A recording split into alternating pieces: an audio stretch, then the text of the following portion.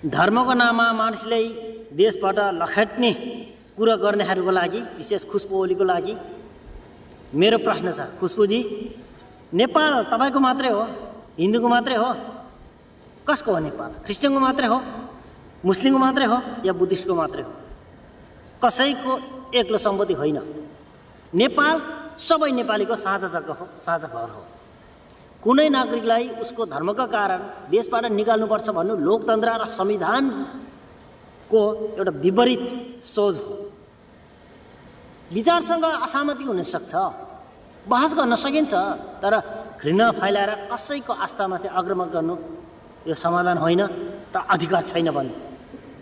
नामले मात्र मानिसले राम्रो हुँदैन, उसको व्यवहार र बोलीले मानिसको परिचय दिन्छ। खुसबुजी, जसले मानिसले जोड्ने कुरा गर्छ उसले सम्मान पाउँछ, जसले फुट र दोष फैलाउँछ नि उसले समाजमा कमजोर बनाउँछ, ल समाजलाई भड्काउँछ।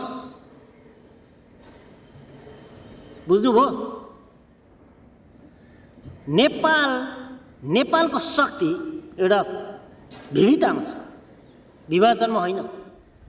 धर्म फरक हुन सक्छ, मैले पटक पटक भनिरहेको छु, धर्म फरक हुन सक्छ, तर देश एउटै हो र एउटै मानवता हो।